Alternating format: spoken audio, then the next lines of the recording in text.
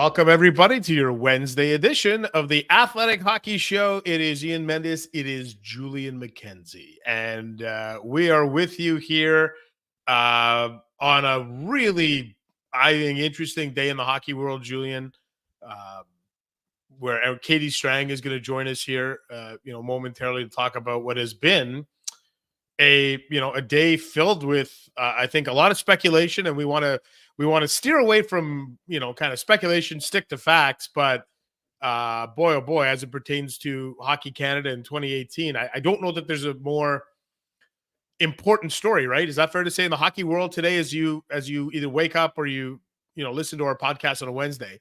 There's nothing more important than this story involving the 2018 World Junior Hockey Team, is there?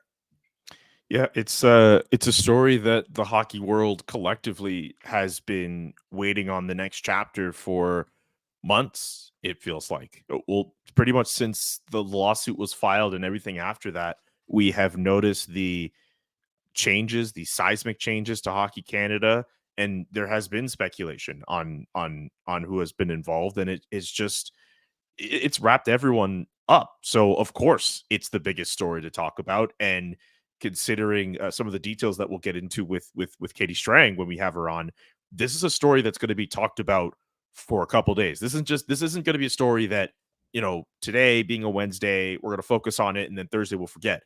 A lot of people are going to be hanging on this for quite some time. They're going to be looking at so many different possible connections, and I know we're not going to get into it, but this is going to be a story that we're going to be tackling for quite some time. And I think we're all just kind of bracing for the further ramifications from this. Yeah. And just to give the listeners a little bit of context of what the story is we're talking about on this Wednesday, and that is Robin Doolittle, who, if you're in the United States, the name Robin Doolittle may not resonate with you. Robin Doolittle is a Globe and Mail reporter in Canada, a news, like, kind of does not really do too much in the sports realm. Most of Robin's expertise is in other areas, but this is right up her lane. She is one of the premier investigative reporters in this country. She is a champion for freedom of information, very much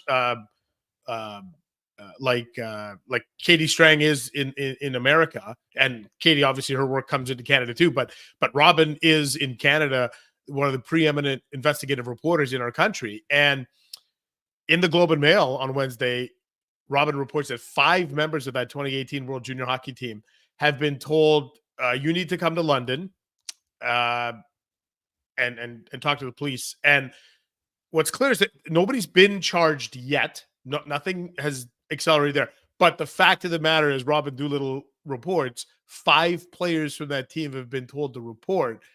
It makes you feel like, you're waiting for the other shoe to drop. The inevitable charges are laid, and then once charges are laid, that is the case. Well, I think we do have Katie Strang ready to go. In fact, she's in the chat, so I know for sure Katie Strang is on board, and we welcome her into this Wednesday edition of the Athletic Hockey Show. And Katie, you have followed this story from the get-go back in and it feels like, I can't believe how long it's been, but we're talking about 3 years here, right? Or two, whatever it is, 2 years. May of 2022, right? That this all, boy, now my timeline is. No, you're right. You're absolutely right. Yes. Julian has been handling the timeline. That's right. That's right. Julian's been handling. That's when Rick Westhead first reported the court case. So that's when it sort of became a part of the public consciousness. Yes. Yeah. And for us, and we said, right, Julian and I said right off the top, in these types of situations, the key is now to stick to facts and not to try to get speculative or to try to think about who, there's no names involved. So maybe if you could just maybe share with our listeners here, Katie, and our viewers, like, as we sit here and have this conversation at 2:00 Eastern time on Wednesday, what do we know? So we know from Robin Doolittle of the Toronto Globe and Mail's report, and I think you guys probably already covered this in the show. She's a terrific reporter who's uncovered a great deal of huge, important, sensitive stories. She's done incredible work on sexual assault in the way that is, investigated and prosecuted in Canada. So no surprise that she has been terrific on this subject as well. So she reported earlier today that there are 5 members of the World Junior Hockey team from that 2018 Hockey Canada team that have been asked to surrender themselves to the London police to face sexual assault charges. That they've been given a certain time period to report. We don't know what that time period is. So that's what we know from her report. We know that the London Police Service, I have contacted them. They said that they are unable to comment at this time, but that, when there's anything concrete that has come to fruition as a result of their investigation, if it does, they will make some sort of statement. We've reached out to the league. The league says that there's nothing that they can say at this time. The PA is also not commenting.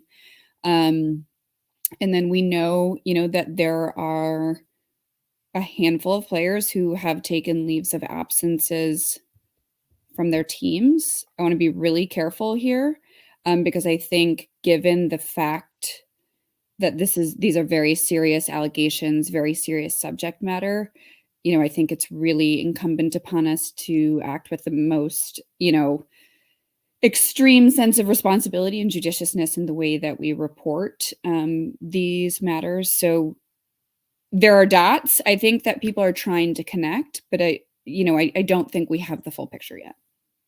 Okay. One question I have is, this is a story that a lot of people in the hockey world have been waiting on, and we thought, I know for myself, I thought maybe this was something that was going to pop up last summer. Maybe this was something that was going to eventually drop before training camp.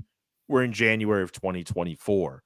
Why has this taken as much time as it has before we've reached this point where we know 5 players are going to have to surrender themselves to police? Like, why has this taken the time that it's taken? Okay, so you have to remember that there's 3 sort of like parallel and potentially overlapping investigations. 4, if you consider, the parliamentary, Heritage Committee investigation too. But there's primarily there's the Hockey Canada investigation, there's the NHL investigation, and then there's the London Police investigation. Now, because the London Police are investigating this as a criminal matter, like, it's fair to view that as the superseding investigation, the sort of central investigation that essentially trumps all others, right? So when you frame it in that context, then I think it's helpful to understand that the London police are not going to be governed or dictated by an NHL schedule. They don't give a shit when the All-Star break is. They do not they are not going to make moves based on when opening night is or when there is a long West Coast road trip. Okay. So I think that's why you are seeing this take this long. And the fact of the matter is, there's so much that we don't know about, like, all of the nuances and subtext of this investigation.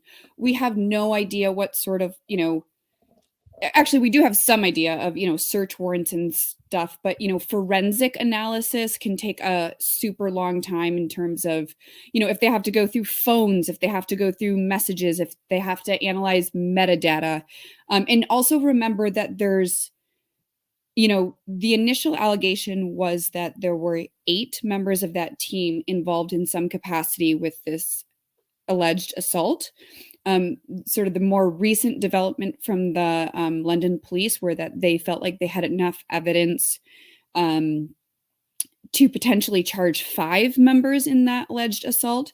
So those are 5 to 8 different individuals who have potentially, like, similar overlapping, levels of potential legal exposure, and in some ways aligned interests and sometimes competing interests. So, I'm taking a very circuitous path to say that there's a lot of different competing interests at play, and to be able to do, I think, a very thorough, robust, nuanced investigation and to do it right, it takes time. Like, that type of stuff doesn't happen overnight. Yeah, and I think too, to further that point, Katie, it's important the listeners know that initially, the London Police Department did not lay charges, right? Did not lay criminal charges when they did their original investigation. But the fact that they reopened it now, I think, and because this is such a case with such public interest in Canada, they have to get this right, right? Like Katie, like they have to. There is a tremendous amount of scrutiny, and there will be from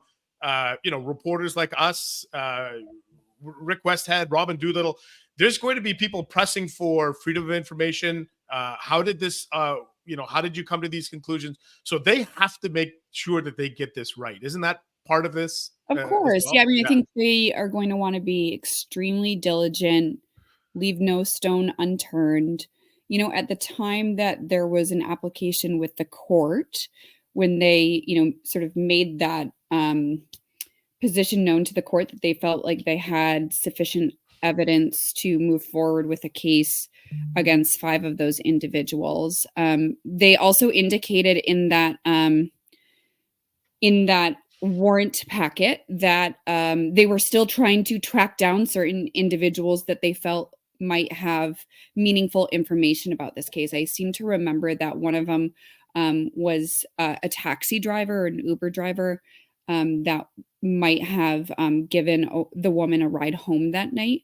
So, I mean, chasing down some of those, loose ends can take a really long time.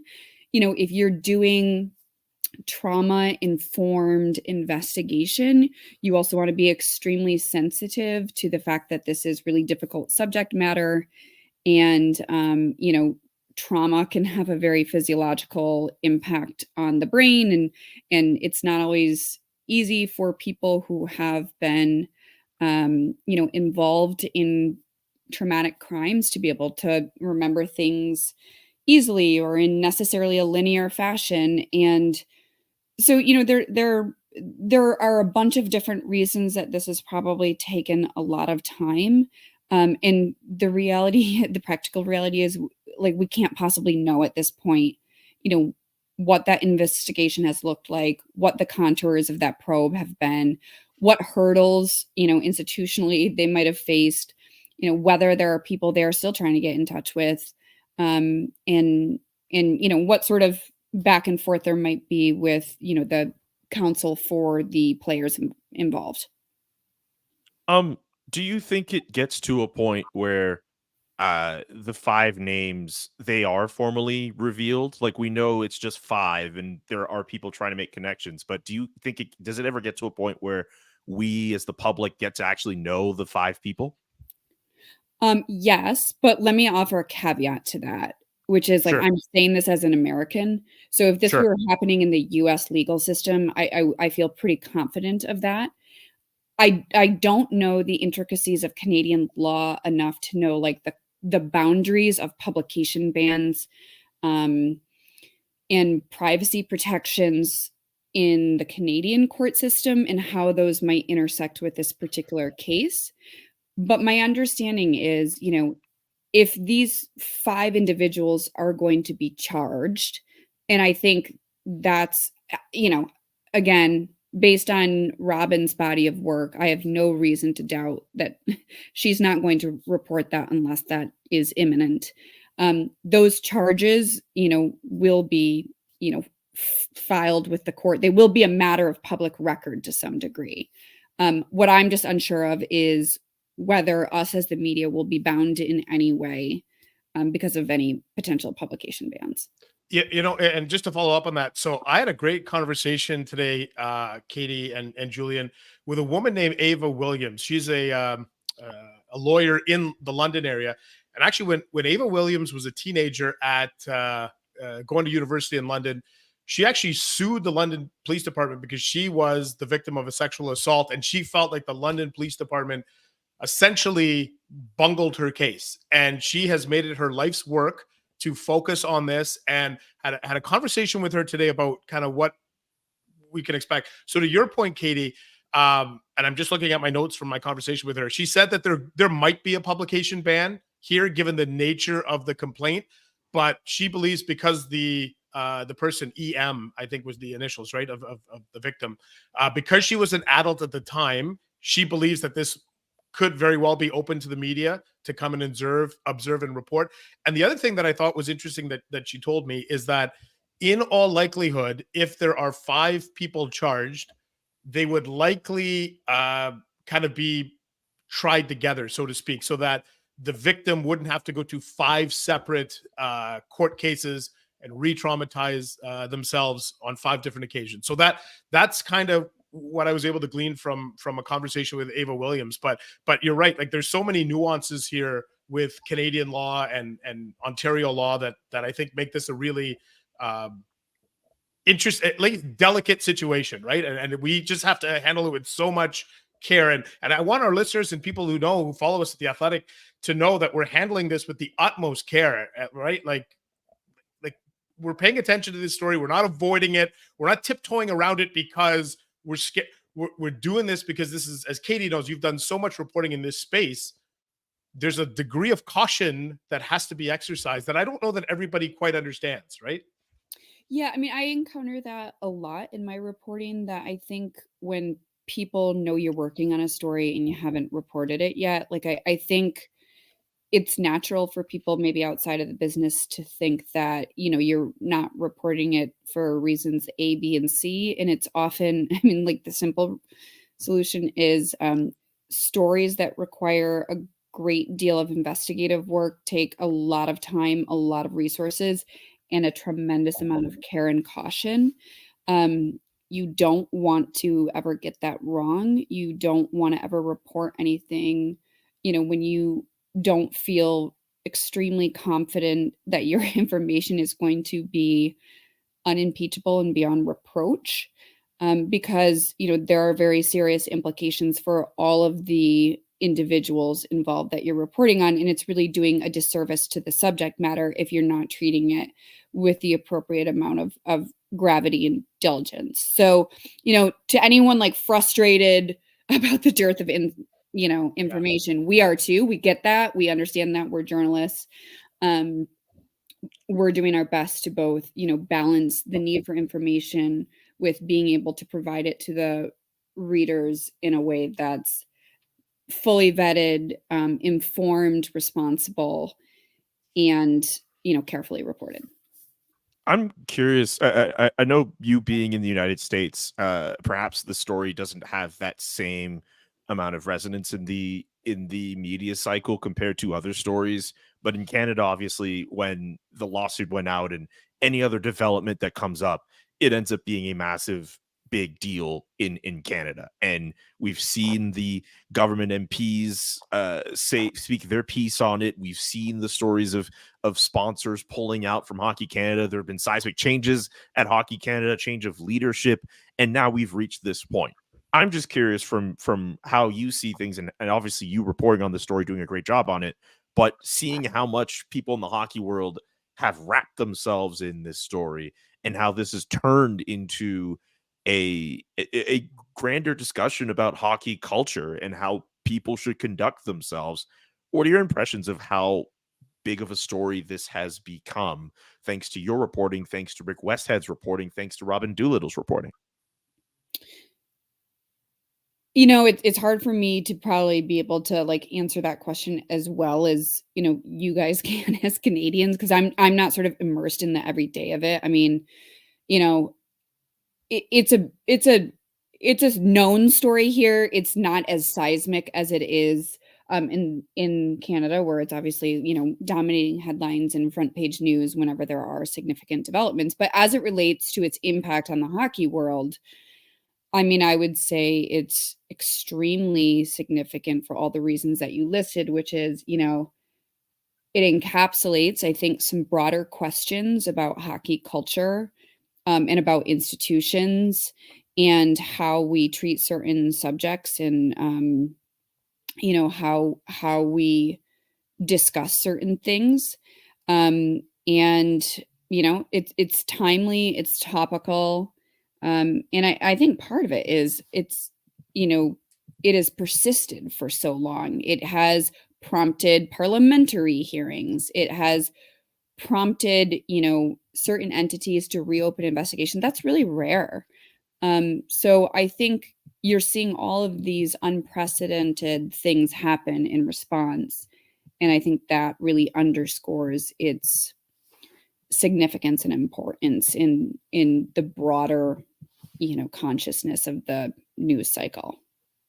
Before we let you go, I want to ask you one question, Katie, and it's more of a industry question because it's something that I've gotten a lot lately. And I know you tweeted out the story today that you, Dan Robson, and I worked on, back in 2022. And people are angry that these types of stories are behind a paywall. And I want to just give you an opportunity to just very rationally explain to people, because what happens on social media is you try to get into a conversation with somebody about a paywall and it never quite goes, and you don't quite maybe have the runway that you need. And I think so much of your work has been so important, and it's behind a paywall, but it's for a reason why it's behind a paywall. And I want to give you an opportunity to answer that, because again, today it happened where you put that out and I looked at the mentions, made a mistake, and all these people are saying, lift the paywall. Why is this behind a paywall? Yeah, and I certainly understand like the public interest in this. And I think there are scenarios in which, we do decide to put things out of the paywall. As you and I both know, Julian too, like those decisions are generally not made by the writer. They're made at a higher level. But at the end of the day, quality journalism, and especially investigative journalism, takes a tremendous amount of time, money, effort, and resources. I think if people knew how much labor went into every story, and that means labor on the reporter's end, on the editorial end from editors, on a travel budget, and also on the legal. And these stories are thoroughly vetted from a legal perspective, and they go through exhaustive editorial review. That takes money, and it takes a lot of work. It takes time, it takes money, and it takes a commitment from your company to decide that that's something of value and a service to our readers. I'm very proud of the fact that The Athletic has chosen time and time again that this is something that we value and that we will devote time, money, and resources to. I think you are seeing fewer and fewer outlets and entities willing to do that. And so, if you want that sort of accountability journalism and, investigative journalism, you have to be willing to understand that requires, it requires support. And we're certainly really also grateful for all of our subscribers that always show us that it's very valuable to them and that they're willing to support it too. I guess the one other thing that I would tell you is, this story today was broken by the Toronto Globe and Mail. Again, an excellent publication. Robin Doolittle's incredible. You cannot walk up to a newsstand and take a newspaper off the newsstand and just walk away with it. Yeah. It's a good or a service. And I would say, all work should be treated with dignity, and all work should be valued. And I think, everyone deserves to be paid for their work and the services they provide. And that certainly is not limited to journalists. There you go. Well said, and better than you can say in 280 characters or whatever, whatever it is Exactly. we're allowed on X. Okay, Katie, thank you so much. I know it's a busy day for you. Actually, it's never not a busy day for you. Like, you've got 2 kids to juggle, and one's sick right now. I've had five snow days in the past week and a half. Yeah. Oh boy. Wow. Of course. Right. All right. Well, listen, thanks for in the midst of a sick child and snow days and all this investigative stuff. We appreciate you dropping by the podcast for a few minutes. Of course. Thanks for having me. All right. There goes Katie Strang. America's version of Robin Doolittle. How about that? No. I think, like, if you're doing a Mount Rushmore, it's Doolittle, it's Westhead, it's Strang. I mean, like, it's unbelievable. Yeah. Like, I agree. Like, I'll just say this. Like, I think just getting the opportunity to work with Katie, it's like I've learned a lot. And the fact that she is as incredible as she is and as down to earth as she is, that's what makes her really special. So I think the world personally of Katie, and I know we're teammates, but I think the fact that I've gotten to know her through the fact that we're teammates leads to that. And I just think that she's been doing a lot of great work on this story. But we also need to praise Rick Westhead and Robin Doolittle for their Yeah. part in this story too, because look, this is a story, especially in Canada. It is a massive deal. It is something that we need to talk about because the culture of this sport has been damaged as a result of it, and it needs to be changed. And this could have easily just been a story that just hid in the background, and maybe we occasionally brought it up, or it was one of those hearsay things where you meet up with a whole bunch of journalists and they talk to you about it at a bar at like 11:30 at night, just wondering why wasn't this reported more. But because of the work of those three and other people around them on their respective staffs and other spots too, this story it's an important story that has been given that credence of importance because of the fact that we have reporting on it. And I'm very happy. I mean, in a weird bittersweet way, because this is a horrible story, and I'm sorry that we have to focus as much time on it, but we do. But I'm happy at least that we are both on an outlet that has provided coverage on this because it's important. Well, as I said, I think it's the most important story in hockey on Wednesday. It's not the only story in hockey on Wednesday. Utah Jazz owner Ryan Smith, his parent company, what's it called? Smith Entertainment Group? Yes. Smith Entertainment Group. They own the Utah Jazz. They put a statement out on Wednesday saying, I got it here, quote, that they have formally requested that the National Hockey League initiate an expansion process with the ultimate purpose of bringing a franchise to Utah. So that's boy, I don't want to be I try not to be cynical. I don't want to be cynical guy, but dropping that story on the same day as this one, I can't help but be a little bit cynical. I guess that there was a bad story in the hockey world and they're like, hey, here's something to distract you with. That's my gut. And I hate that I'm cynical. I hate that that's where my mind went to. And I'm not saying that I'm right or I'm wrong. I'm just saying that that's how my brain is conditioned to think. Here's what I'll say to that. I think I understand why people feel the way that they feel. Ultimately, the NHL still loses. Whether or not it was intentional for it to be brought up that way, the fact that the fact that this is out there clearly was some kind of purpose for us to talk about this story. This is not necessarily this isn't a surprise to us who have covered the NHL or have been aware of Ryan Smith and his intentions for a while, that they want professional hockey sorry, I shouldn't say professional hockey. They want NHL hockey in the state of Utah. This is not a complete surprise. And if it wasn't for the Hockey Canada story, this would be the topic. I can't say, I don't know if this is, if to your thoughts about being cynical about this, I don't know if I believe it's a conspiracy. I do understand why people want to go that way, but ultimately, if you're the NHL and you want, I mean, whether you want it or not, the idea, like if you're Utah, this is not the best day. The timing is not good. I think we can all agree on that, right? I don't know if this was purposeful in any way. I don't want to suggest that, but we can all agree that this is terrible. I'm happy to suggest it because that's how my cynical brain works. Fine. That's all. Sure. But it's entirely possible that these guys behind it, like, had an embargo or thought about doing it and had no idea that this happened. This could just be coincidental timing. And it could just be an unfortunate situation to happen. That at the same time, I don't think you're necessarily, I'm not going to look at you and be like, how dare you make that connection? I don't think I want to come across as that. I just think I don't know if I believe it is my thing. Did we determine a nickname for the Salt Lake City team? I don't know if we did. I think Storm and Mormons. I think I threw that out. It didn't work. What a great transition. Yeah, what a great transition. Do we have a no? We but this up a bit. But I'll say this: like, hockey in Utah, I know a couple people they see that and they think, oh no, like the 33rd team, where we're gonna add all these different teams.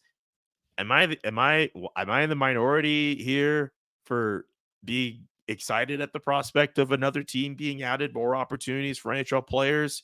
Wait, wait, whoa. So we're at 32 teams now. Yes. And you're saying, let's do more. I just want to be clear on this. You're like, let's do more. Like, what's the number what's the number for you where you're like, okay, this is too much? Maybe like 40. I don't know if I have a specific number. So we could have like 38 teams and you'd be like, you're good with that. 30. I mean, yeah. but I just thought, but like, I find like the fan bases are so hyper local as it is. Are they really like most of them are going to care about their own franchise anyway? Like, are we really going to sweat the fact that there's 30 whatever teams? I mean, 38 might be a bit much if you really think about it, but like 33, we already have 32. What's two more? As long as it's equal, as long as it's like equal on different conferences, I don't know if I have a big problem with it. I don't know if I see a big deal. At the end of the day, like, the money has to be made, right? And if the league feels it's viable, the next step is probably Houston or Atlanta. I'll tell you this: if Salt the Lake, league man. if the league got to 35, 36 teams and Quebec City was one of them, would we still be complaining? A lot of people want Quebec City as part of that list of teams. Would we still have those same complaints if Quebec City was part of that? Oh man, I feel like 32 is enough. Okay. Now we can have a conversation about, are those the best 32 relegation?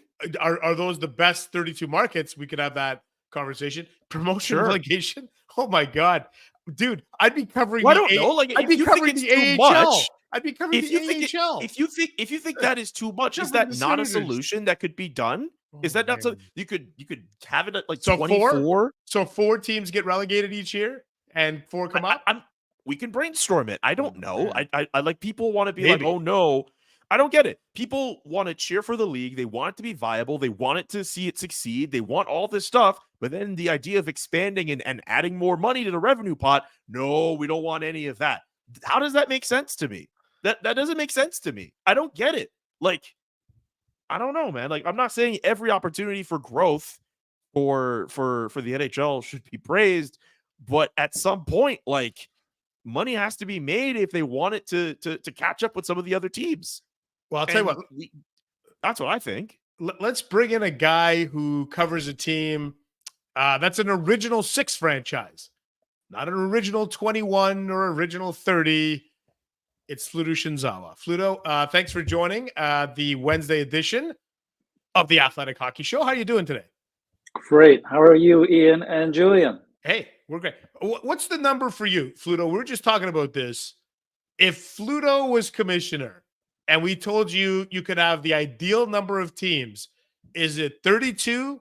Is it more than 32? Is it fewer than 32? What's the number for you? More. Yeah, more. Look, you need, I think I heard Julian say, you got to make money, right? And look at the players too. Look, like I was talking to David Pastrnak about this, not about this particular issue. This was last year. He was still up for his new deal. And he was saying, okay, yeah, I don't have to be the highest paid player in the league, but I look at some of these other sports, guys, and look at the money that the top basketball, baseball, soccer, football players are making. Why shouldn't that be the same for hockey? So the more money that comes in the door, and if that means more teams, and if that means more jobs, and if that means everything, yeah, how long have salaries been relatively stagnant for NHL players versus like these other athletes are just getting paid so much money and relatively flat, maybe a little bit of an increase. So yeah, bring in some more teams. Fluto, you know what? You explained it a lot better than I could, because you know what? There are a lot of people who they don't care about the fact that the NHL should be seeing some growth and want that to happen, for the viability of jobs and other opportunities out there. Like, who cares about the idea about making more money? Don't players make enough money as it is? Who cares about the fact that NBA players make that much? No, we don't need more expansion. We don't need more opportunities of growth of revenue for these NHL players who make 11 million, about the same amount of money as a number 6 or a number 7 guy on an NBA roster. Who gives a damn about any of that, Fluto? Who cares? It's amazing. It's amazing to what? see some of these Anyway. numbers of the other sports. Some of these Anyway. numbers of the other sports, just incredible. And why shouldn't hockey? Now, I think hockey is just naturally going to be limited because let's face it, it's a niche sport professionally, and having seen it at the grassroots level, it's pretty limited in terms of how many families can afford time, money, resources to get into hockey and sustain it through a kid's career. To say nothing of high school or college or professional um, play for hockey, it's just tough for families to invest. So you're naturally going to be dealing with a smaller player pool. So that's just the reality of hockey. Until there's some way to open the door to more people, to more families, to more players, it's going to stay a niche sport. But yeah, there should be more money to be made when the opportunity is there. So, Fluto, listen, we brought you on to chat about the Bruins, the team that you cover. That once again, top of the division, once again, potentially in the running for a President's Trophy. That game on Monday, was that Julian and I had a good debate about, who's that a statement game for? Is it a statement game for Winnipeg, a statement game for Boston? 4-1 win for the Bruins, first team to score more than 3 on Winnipeg in a couple of months. How much of a statement game was that for Boston? Well, and Jim Montgomery said this the other day, and I agree. He didn't see Winnipeg was just a little flat. They weren't sharp. So they're a little bit off offensively. They were still pretty good defensively. There were stretches of that second period where it was like, oh, this is such a boring game to watch. And the coaches talk about structure, sticks, details, and there was all that. But it was there was nothing happening for the second period. But for the third, yeah, Bruins, they kicked it in. And if you look at this, that Winnipeg game for the Bruins, it's one within a current segment, which this is clearly the best that they're playing. Now, perhaps their record was better at times earlier in the season, but that was because of A, Pastrnak, and then B, Swayman and Ullmark. You could look at those three as being probably their most valuable players, and for a while it was either Pastrnak or the goalies carrying them through some stretches where it wasn't clean, it wasn't crisp. But these last 5 games or so, there's been a 3-0 win over Jersey, a win over St. Louis. Colorado was within that segment. This is the best the Bruins have played. It's not just goaltending. It's not just Pastrnak. It's balanced offense. It's really good defense too. That attention to detail, good sticks, good reloads. Not much time spent in the defensive zone. So you look at everything that the Bruins have gone through this season, where they've been. I thought for a while their record was better than what their game was. I thought maybe there were at least 3 teams in the East, at least, that were better than the Bruins. I don't know if I could say that now. The way that they're playing, it's been pretty impressive lately. How have the Bruins been able to be as good as they've been without Patrice Bergeron and David Krejci as their top 2 centers? The Boston Bruins, and I say this almost lovingly in a way, I don't want people to take the wrong impression when I say this. The Boston Bruins are the equivalent of a cockroach in a nuclear war. They should be dead. They're not dead. They're still kicking around, and not only are they kicking around, they are kicking ass in the regular season. How are they doing this? Well, Pastrnak. He's one thing that we've seen, Julian, this season is that he's not like there's just some wings that really lean heavily on a center to get them the puck. Ovechkin comes to mind, and perhaps that's why he's besides age. I'm sure he's feeling the effects of not having Backstrom giving him the puck. David is not like that. Jim Montgomery has compared him to guys like Panarin, Kane, those types of wing, Gaudreau from perhaps years ago, wings that can really push the pace offensively, and they don't. I say this respectfully, that they don't. It doesn't matter who their center is. They're going to have the puck. They're going to create. They're going to make plays. They're going to go to the net. They're going to shoot from. In David's case, the left side one timer is his bread and butter. So it's been It's been lately Charlie Coyle. He's been very good, Charlie Coyle. But Morgan Geekie has never been top line center. Pavel Zacha played left wing pretty much all of last year. He's been David's center too. So it just shows that, okay, there's some good, flexible, versatile players that they have at center. Zaka, Coyle, Geeky. We've seen Trent Frederick play center.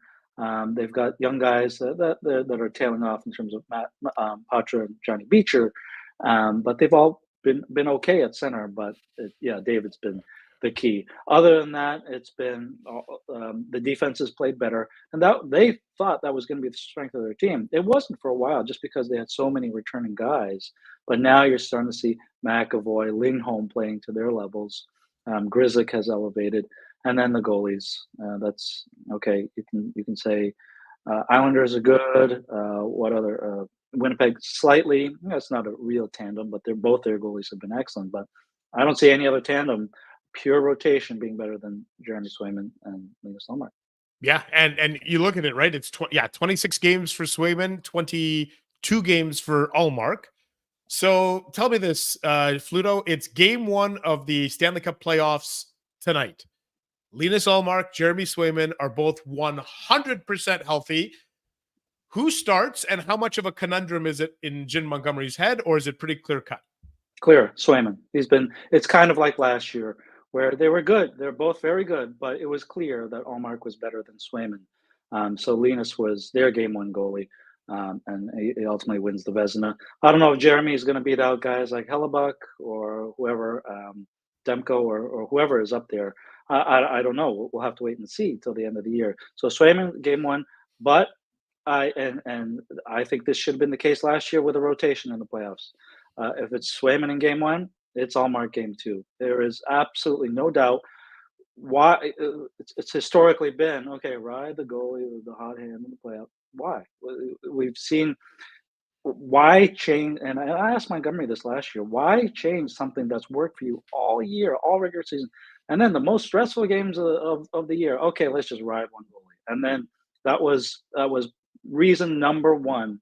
The Bruins lost in round 1. Linus Ullmark, he fell apart. It was physically, mentally, he broke down, and then by the time they switched to Swayman, too late. So absolutely, and Jim has said he would absolutely consider it this year. Pure rotation in the playoffs, just every other game.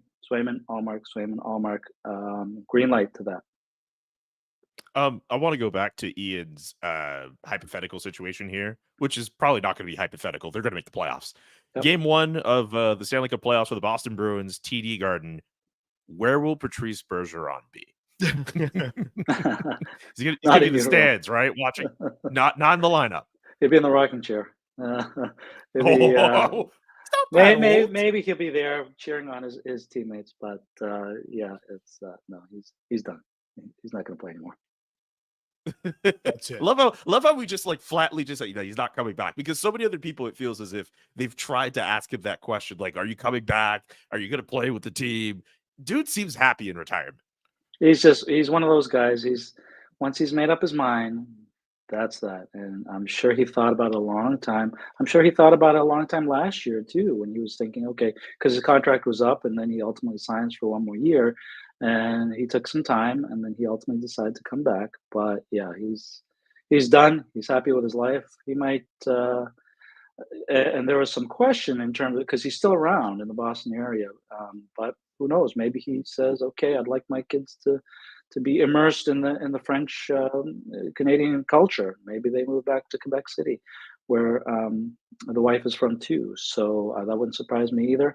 But no, his playing career is over.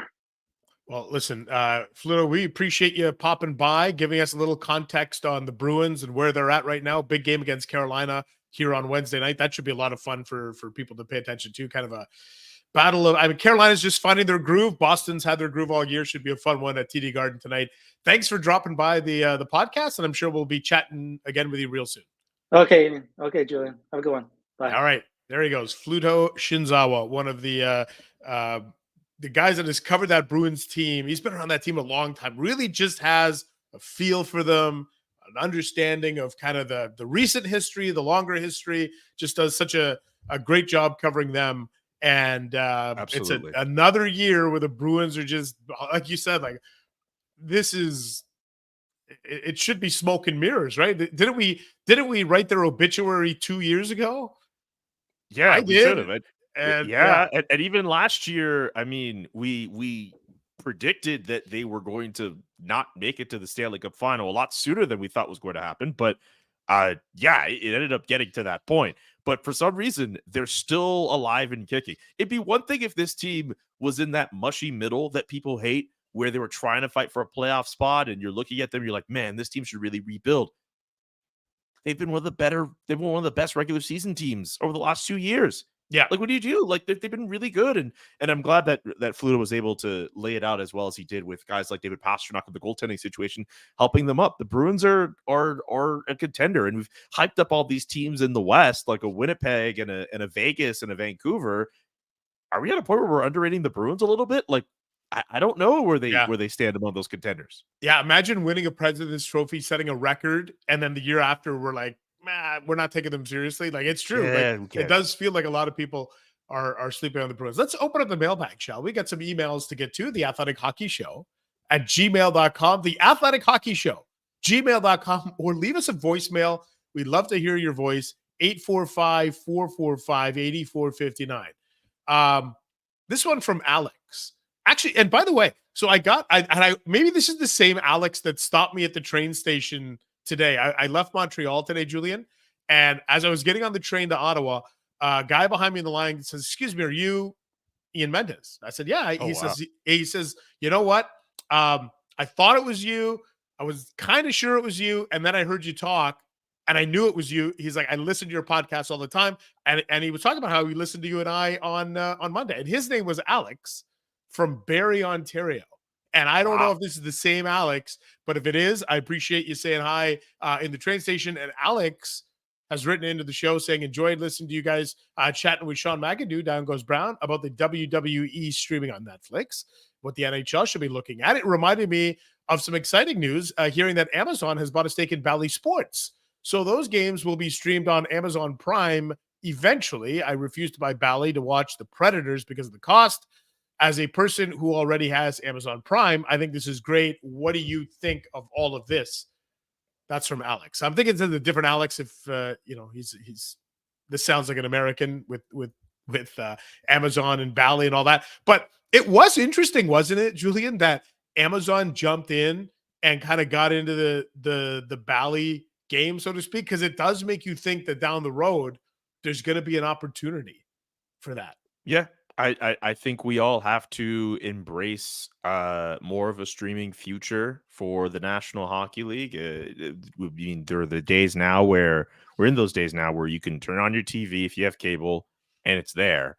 But the idea of watching NHL games on your Google Chromecast or your Amazon Prime account or on your Fire Stick or Apple TV. Like, you already do that for Major League Soccer with Apple TV. It's just going to be more and more of the norm. Or like in the NFL, they had that game on Peacock during the playoffs. It is what it is. It's just going to be part of the norm. That's what I think. It's just live sports are still a hot commodity. Yes. For it. That's just what it is, right? Like, we see what's going on with some of the different shows and the strikes and stuff like that. But for live sports and programming, that still brings a large mass of people together. It depends on the league, of course, but like, especially for hockey, it still does that. And there's no surprise. I'm not completely surprised that different streaming giants are clamoring to get sporting rights. Okay. Riddle me this, my friend. If NHL teams went to a streaming service, but it was a pay-per-game model, meaning you could kind of go a la carte, what would be the price point that would kind of be like, would it be $3 a game, $2 a game? Like do you think that has any traction? Because there might be a situation where you're like, you know what? Ottawa's in town today. I don't really feel like watching them. They're struggling. They're playing my favorite team. They're not very good. I'm not going to watch that game. But then, 3 nights later, it's Boston or it's Colorado, and you're like, I'm in.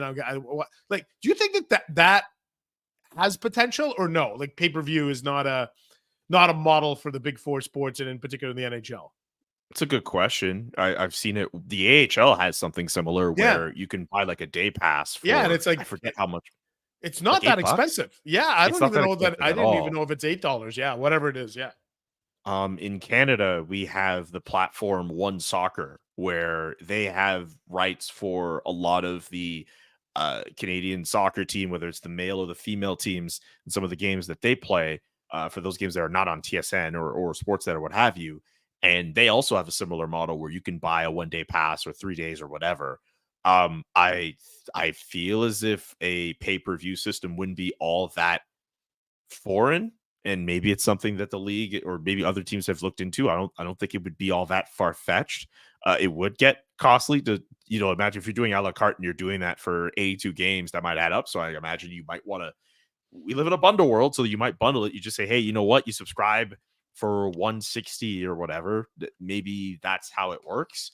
I wish I was a little bit more of an expert when it comes to streaming, but I think just the idea of pay-per-view, that's not out of the question. I would think, at least that's how I would see it if I was running things. Dolby, and you can look off of other leagues and other entities that have done the same thing.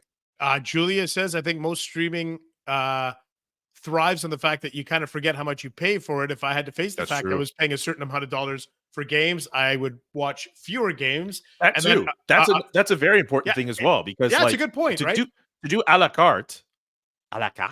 Oh, look at anyway. French Julian comes in. Les Juliens Français. Time can get annoying. But if you offer a deal that is like once a month or like once a year, you get a discount. Dude, look at this note we got from Presh, who says MSG Plus does have a pay-per-game option. It's $10 a game, $30 a month, or $310 for a year. And that's in USD, presumably. $10 a game wouldn't do it for me, because I'd be like, no. No. Well, you'd have to. I'd want to pay $10 a month for the whole thing. That's it. But like, you have to look at what everyone else is doing, right? Like, I'll try to look this up really quickly here while we're talking about it. But like, what do you pay? Like, let's say Netflix. What is it now? $14 a month? Yeah, I feel like they're bringing it up.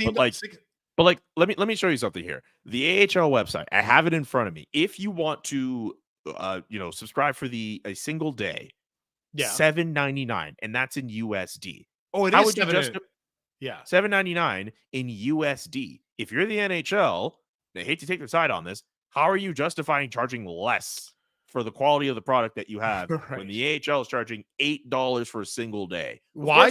I'm not surprised. The volume would be a massive difference, right? The NHL could get, if you did $5 a game, but I'm not saying I'm saying for a single team. I'm not saying you get a 1-day pass for every game. I'm saying I like the Philadelphia Flyers. The Flyers are my team, but tonight, you know what? They're playing Anaheim, and that's a terrible example because I want to see Cutter Gauthier. Never mind. They're playing like San Jose, and I'm like, I don't want to spend the $5 on it, right? You know what I mean? Like, you don't want to watch Macklin Celebrini? Maybe if he ends up there. Maybe. I don't know. But I understand your point too. If you might not want to do that, but like if you have it available to you, you still just have it, just like with any other streaming site. Like you don't watch it every day, but you just have it. But to your point about the a la carte option, if you just have it where you're just paying for a game as opposed to a single day, but even then, I could still see the NHL just having it as a single day as a way to entice more people to watch, as opposed to just having someone's attention for just 2.5 hours and that's it. I don't know. Like I guess if they go that route, maybe you could justify charging less, but it also wouldn't surprise me if they looked at that AHL TV model and they doubled down on it and charged more because of the quality of their product. And while someone may say, like it's expensive for $8, someone might still pay for it. So like a diehard like Canadiens fan or Leafs fan or whatever, they might still pay for that begrudgingly. Yeah, but they might still pay for it. Yeah, no, it's and one more time, can we get Les Juliens Français? Can we get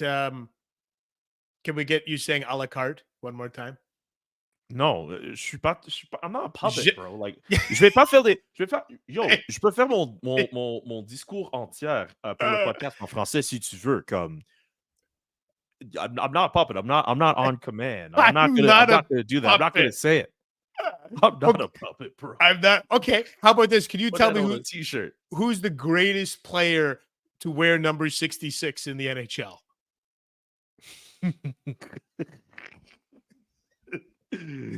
Oh, I hate you for this because I who can't is it? even say Josh. I can't say Josh Hosang as a joke. Nope, you can't.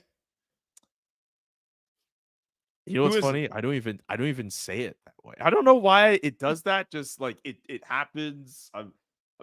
Mario Lemieux, but I Yeah. normally say Mario Lemieux. Like I don't know why that happens. It's just I don't know why that happens. I've watched Oh too much my LDS growing up. Okay, Are you happy? Are you happy? Is I this just am. what this is? You're just like, you know what? We have him here on a Wednesday. He's speaking the French. I might as well squeeze the lemon out as much as I can while I still have it. Is this what this is? As they would say in your home province, je suis très content. I'm very happy. Very happy. Well, I'm happy you're having fun, Ian. Yes. I'm happy you're enjoying this. Julia writes in one more quick email here. You guys have had an ongoing debate about if you would change your team affiliation or root for a rival if your kid played for that team. Last night before the game, I learned that the Buffalo Sabres' Tage Thompson and Ryan Johnson's dads are both coaches with the Anaheim Ducks. So here is my question for you. If you were coaching a team that was playing against your child, would you give your team the no-holds-bar dad dossier on your child, like kind of the full scouting report? And would you tell your team about every flaw and weakness, or would you just try and beat them like they were another opponent whose diapers Hell you yeah. never changed? Hell yeah, I'm telling them everything. Who's to tell say them my everything? kid isn't who's to say my kid on the other side isn't going to going to their teammates saying, "Oh, my dad's coaching. He's going to make them run these plays. I remember this when he from whatever." Like, who's to say the other side isn't happening? Hell yeah, I'm doing it. I'm going to win. Yeah, I don't think care. so. I would be more apt to give my team trash talk material to rip my child out there. Yeah. Like at the face-off time, I'd be like, "Hey man, I heard you don't unpack the dishwasher." You know, just get under his skin that way. Hey, you know that girl you took to prom that one year? The one that dumped you in front of everybody? Yeah, I know about that story. Yeah. And then you just skate off and you do your thing. There you go. To a point, you don't want to get too malicious with it. Well, that's why I went with the that story dishwasher. might be a little too far, but like, yeah, you lean into it because at the end of the day, you're competitors, and it's more fun that way. I don't know if either side would appreciate the other going soft. There's a point to it, but it's supposed to be fun. Let's wrap up by looking at the fact that look, the Edmonton Oilers, I made a mistake. I said that it felt like the stars were aligning for Columbus to beat Edmonton. What did I call it? The trappiest game that ever trapped. The trappiest trap game ever seen. The trappiest trap game of any trap game that ever trapped. And it didn't happen. Edmonton won that one easily. Oilers up to 14 consecutive wins, 3 off the 92-93 Pittsburgh Penguins, who won 17 in a row, only to be David Volek out of the playoffs in round 2. Oof. That's a verb, right? David Volek. David Volek. They got Voleked out. And I love that because it's Ray Ferraro, and I love Ray. And Ray Ferraro sets up David Volek for that. Anyway, I'm asking this week, Edmonton plays Chicago. They play Nashville. We're anticipating Corey Perry will play the Nashville game. If they win them both, they'll get the streak to 16, and then they're off because of the All-Star game and the bye week, and then they take on Vegas after the break. Do you want to see them now that they're at 14 are like, yeah, you know what? Let's run this thing to 20. Or where are you at with this? I think for the sake of a story, it'd be fun to see them go to 20. They're not going to do it. I feel like whether it's those 2 games you mentioned before the break or the games they get after that layoff, at some point you run out of gas, you keep it, it doesn't continue to go, and the streak ends. And then the pressure comes off, and then you just go out and play like every other game. I remember hearing Chris Knobloch, the head coach, say that they don't talk about the streak in there, and there are other people around the team who try to talk about that winning streak. At some point, like you look at the amount of W's that you've racked up, and you think like, hey, like we can really keep this going. And I mean, you probably don't think about it to a certain point where you're like, man, we want to beat the Penguins record, but you're definitely not upset about the fact that you're winning all these games, but at some point you lose. At some point you have a game where you're going to get goalied, or you just don't have it, and your streak ends. And I'm inclined to think that we're going to see it before it gets to that 20 mark.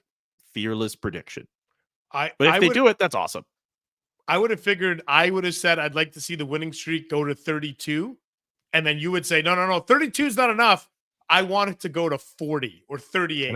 Can I just say something here? I realize I got worked up about that topic, and I shouldn't have gotten as upset as I did. I was visibly frustrated for those who were watching on the stream. Suddenly. I do not want that, Ian. I respect the fact that we have these back and forths, and we're allowed to disagree on things. And I would not like to end this episode. Oh, look, you've gone to like a very happy place now.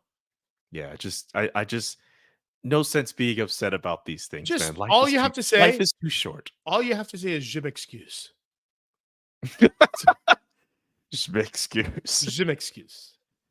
Oh, lucky I'm not swearing in French. I don't know how much trouble that would get me on the show. Oh man. Okay. Well, we're gonna leave it there. What is it? Yeah, 7 games on tap in the NHL tonight. So Haley Salvian, Max Boltman, Sean Gentili, they might be able to weigh in on some of those things, depending on how the evening goes. They've got the Thursday edition of the Athletic Hockey Show coming your way. Well, as you expect, it's a Thursday edition of the Athletic Hockey Show. What else? Yeah, what other day? Ian? Is there another day that they would be up? I painted myself. It's the Michael Scott, how the turntables. I just painted myself into a corner. Get ready for the Thursday edition of the Athletic Hockey Show coming your way on Thursday. I don't know. Thursday? Yeah. Thursday's a great day. Stuff. They're great. Man, it's a great what show. A professional broadcaster. Professional, yes. Yeah. Mm-hmm. Yeah. Yes. Yeah. Professionals in air quotes. Listen, thanks for hanging out with us here for the hour. Leave us a rating and review. You can follow our hijinks on YouTube at youtube.com/@theathletic-hockey show. Right now, a 1-year subscription to The Athletic is available to you for $2 a month when you visit theathletic.com/hockey show. Corsi.